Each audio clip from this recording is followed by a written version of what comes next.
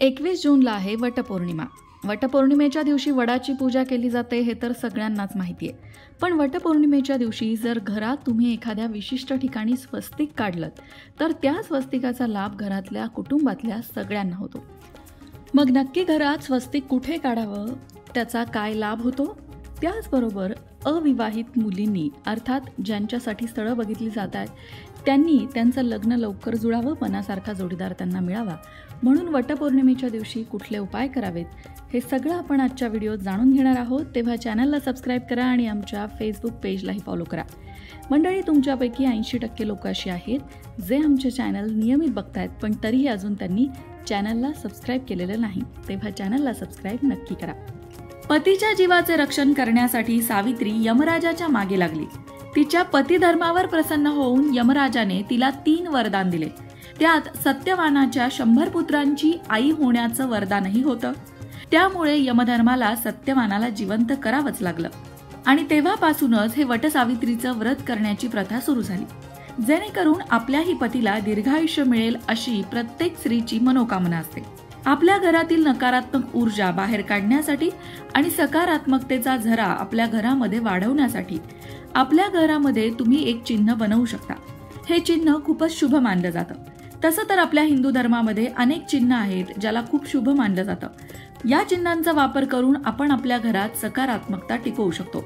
असंच एक चिन्ह म्हणजे स्वस्तिक. स्वस्तिकाचं महत्त्व फक्त हिंदू धर्मातच नसून अन्य धर्मात सुद्धा त्याला मानलं जातं. स्वस्तिक आपल्याला लाभदायी असतं. देवाऱ्यात जी रांगोळी आपण काढतो त्यामध्ये नेहमी स्वस्तिक चिन्ह काढावं. तसंच अंगणात रांगोळीमध्ये सुद्धा स्वस्तिक नेहमी काढावा. त्यामुळे घरात सकारात्मक ऊर्जा राहते. स्वस्तिक या शुभ चिन्हामध्ये खूप मोठी सकारात्मक भावना आहे.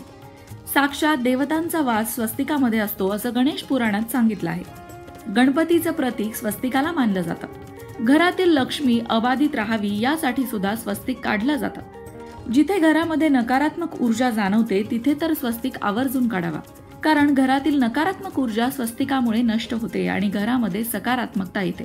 जर स्वस्तिक उत्तर दिशेला काढले तर कुबेराची कृपा होऊन आपल्या आर्थिक समस्या सुटतात.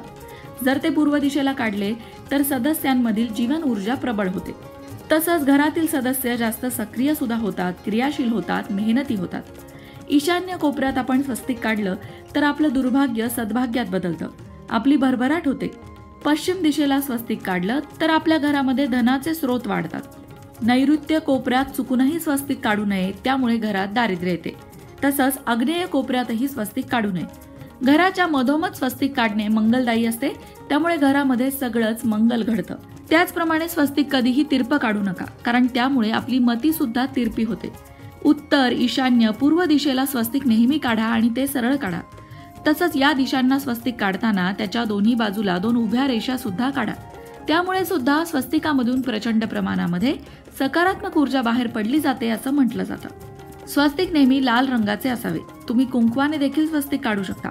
अशा प्रकारे घरातील वातावरण प्रसन्न करण्यासाठी घरामध्ये नेहमी स्वस्तिक काढावं आणि वटपौर्णिमेसारख्या सणाच्या दिवशी तर स्वस्तिक नक्की काढावं. मग तुम्ही तुमच्या रांगोळीमध्ये स्वस्तिकाचा समावेश करता की नाही? कमेंट करून सांगायला विसरू नका. ज्या अविवाहित मुलींना सौभाग्यवती होण्याचा मान मिळत नसेल, अर्थात त्यांचे विवाह जुळत नसतील, तर त्यांच्यासाठी एक छोटासा उपाय आहे. हा उपाय वटपौर्णिमेला करायचा आहे.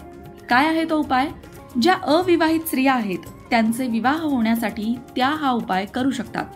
1 पाण्याचा नारळ, 1 हिरवा ब्लाउज पीस, 2 मुठी तांदूळ, 4 पिवळ्या खारीक, 2 हळकुंड, 1 अत्तराची छोटीशी बॉटल, 1 विड्याचं पान, 2 इलायची, 2 लवंगा, 2 बत्तासे हे साहित्य एकत्र करावं. आता एखाद्या वडाच्या झाडाखाली जाऊन तिथे दिवा प्रज्वलित करावा आणि धूप लावावा. त्यानंतर एका तांब्याच्या कलशामध्ये हळदी कुंकू, थोडीशी साखर टाकून दूध मिश्रित पाणी वडाच्या मुळाशी अर्पण करावं आणि त्या मुळाशी जिथे तुम्ही पाणी वाहत आहात तिथल्या मातीचा टिळा आपल्या कपाळाला लावावा.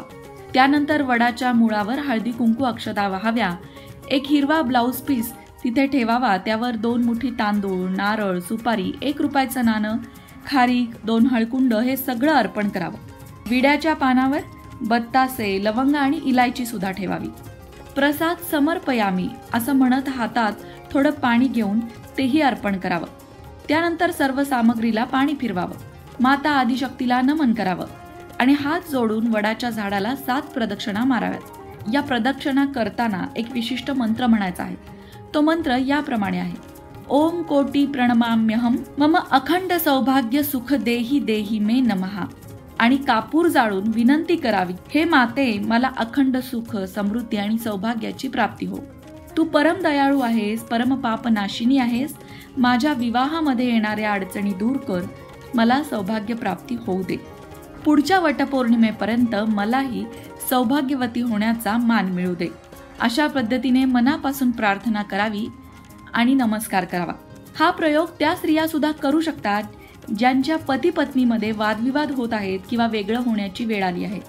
तसंच हा उपाय वटपौर्णिमेला तर तुम्ही कराच, पण याशिवाय समस्या खूप गंभीर असेल तर कोणत्याही पौर्णिमेला हा उपाय केला तरी सुद्धा चालू शकतं.